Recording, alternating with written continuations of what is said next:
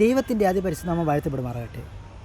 ഞാൻ ഇന്ന് നിങ്ങളോട് പറയാൻ ആഗ്രഹിക്കുന്ന വിഷയം എന്ന് പറയുന്നത്, കുടുംബം എന്ന് പറയുന്നത് സൗഖ്യദായകമൊരിടമാണ്. കുടുംബത്തിന് ഇംഗ്ലീഷിൽ പറയുന്ന പേരാണ് ഫാമിലി എന്നത്. എഫ് എന്നത് ഫാദറിനെയും, എ എന്നത് ആൻറ്റിനെയും, എം എന്നത് മദറിനെയും, ഐ എന്നത് ഞാൻ അല്ലെങ്കിൽ എന്നെയും, എൽ എന്നത് ലവിനെയും, വൈ എന്നത് യുവിനെയും സൂചിപ്പിക്കുന്നു. അപ്പോൾ ഫാമിലി എന്ന് പറയുന്നത് father and mother I love you. ഇവിടെ ആൻഡ് എന്ന സ്ഥാനത്ത് നമുക്ക് മക്കളെയും എന്ന് കൂട്ടിച്ചേർക്കാം. അപ്പോൾ ഫാമിലി അല്ലെങ്കിൽ കുടുംബം എന്ന് പറയുന്നത് അപ്പനും അമ്മയും മക്കളും ഒരുമിച്ച് സന്തോഷത്തോടെ കൂടുന്ന ഒരിടമാണ് ഫാമിലി അല്ലെങ്കിൽ കുടുംബം എന്ന് പറയുന്നത്.